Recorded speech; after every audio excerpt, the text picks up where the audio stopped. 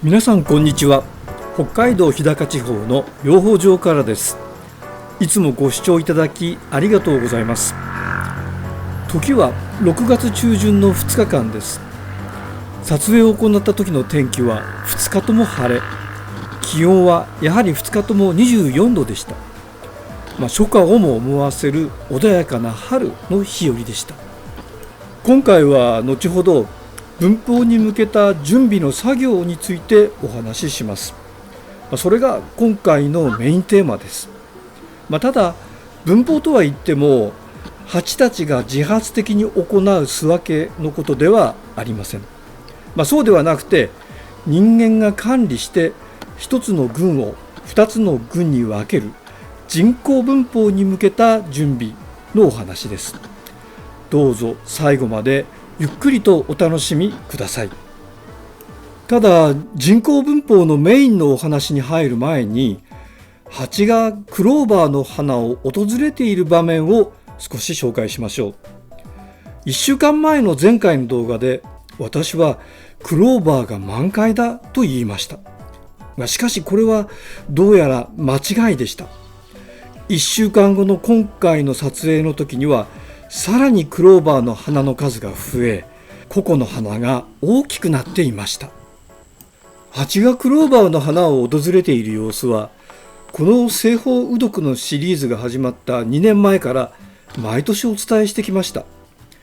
2年前は動画でお伝えし、昨年は静止画でお伝えしました。今回はご覧のような動画中心でお伝えします。過去2年と比べた今年の特徴は、クローバーを訪ねている蜂の数が少ないことです。以前からお伝えしていますように、この養蜂場では昨年の夏から秋にかけて非常に深刻なミツバチヘギイタダニの被害を被りました。そのため蜂群の数が減り、そして蜂の個体数も激減してしまいました。ですから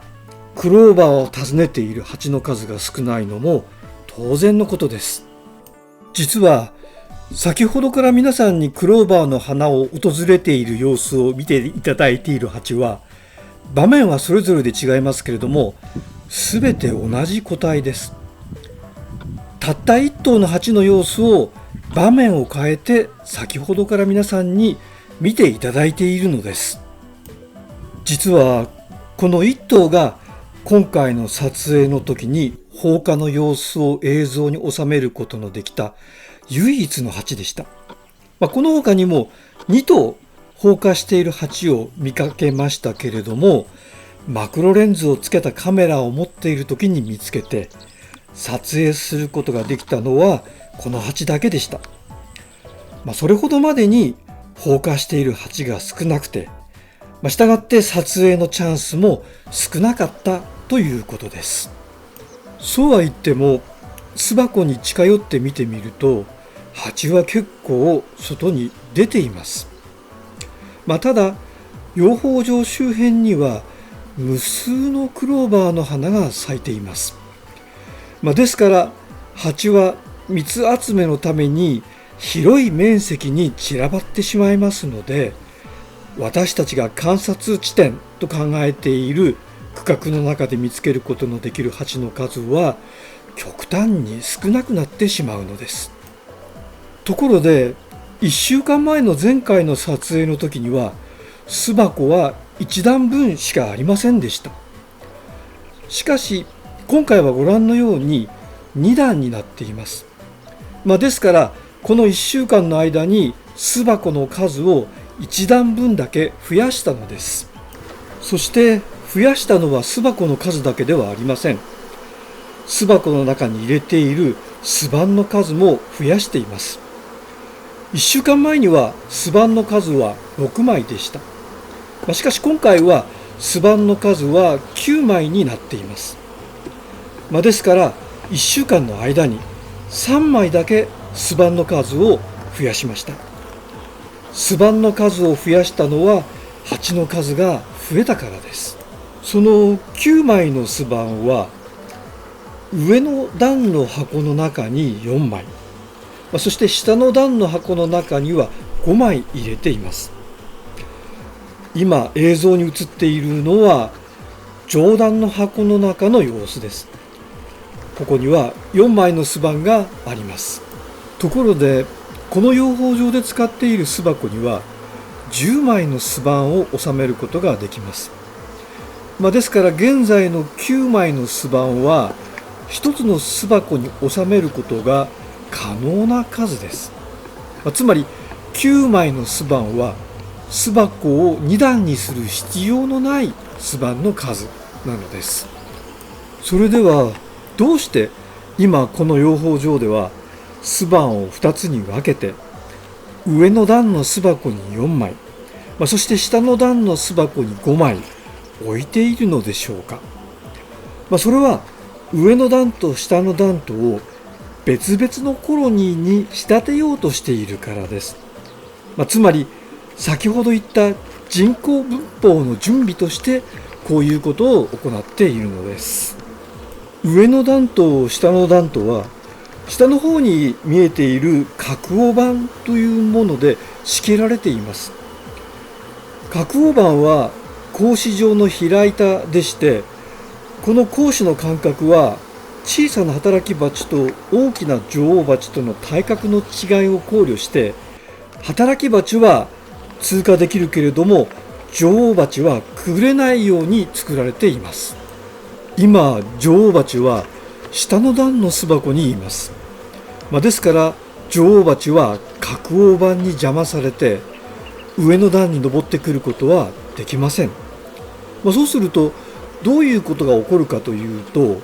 下の段では女王蜂は強い影響力を持っていますが、上の段では女王蜂の影響力が相対的に弱まります。今女王蜂の影響力というやや抽象的な言い方をしましたが、もう少し具体的に言うと、女王蜂だけが分泌することのできる女王物質が女王蜂が通わない上の段の巣箱では行き渡りにくくなるのです。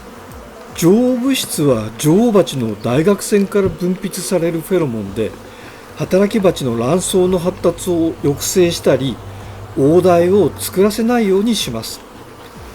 女王蜂を上の段に行かせないようにすると、女王蜂の影響力が弱まった上の段では変性黄体が作られることがあります。変性黄体は女王蜂がいなくなったコロニーで働き蜂の巣房が急遽女王蜂用の巣房に作り変えられたものです。変性黄体からは新女王蜂が生まれてきます。この養蜂場ではもしも変性黄体ができていたら、そのまま上の段を下の段から分離して遠くへ持っていき、上の段を下の段とは別のコロニーとして育てる予定でした。この養蜂場では今までこのやり方でコロニーの数を増やしてきました。ところで先ほどから上の段の巣箱の内見を行いながら変性黄体を探していますけれども、どうやら変性黄体はできていないようです。これは今回ではなくて2年ほど前に撮影した変性黄体の映像です。こういうものを先ほどから探していますが、巣箱の中にはどこにもありません。働き蜂用の巣房が女王蜂用の変性黄体に作り変えられる期間は、卵が産みつけられてから3日間が限度です。今回もともとは下の段にあった巣板を上の段に上げたのはちょうど3日前でした。ですから巣板を上に上げた時の直前に産みつけられた卵が仮に巣板についていたとしても、今の時点で変性黄体ができていないということは、今回は最終的に変性黄体が作られなかったということを意味しています。今回の人工分蜂の準備はうまくいかなかったということです。上の段で変性黄体ができなかったのは、女王蜂が精力的に女王物質を分泌しているからです。女王蜂が分泌する女王物質が豊富なので、女王蜂が上の段に直接足を運ばなくても女王物質がコロニー全体に行き渡っているのです。先ほど触れましたように、女王物質はコロニーの社会構造が維持される上で極めて重要な役割を果たしています。女王物質が豊かに供給されているということは、女王蜂が優秀で、かつ健康的であることを意味しています。今回は上段の巣板に変成黄台を作らせて人工分蜂を行う試みを紹介しました。結果は働き蜂が変成黄台を作ってくれなくてうまくはいきませんでした。しかしその代わり女王蜂が素晴らしい仕事を行っているということを確認することができました。はい、今回はここで失礼させていただきます。いかがでしたでしょうか。登録高評価で応援していただけますと大変に励みになりますので、よろしかったらお願いいたします。それでは次回またお会いする時までごきげんよう。さようなら。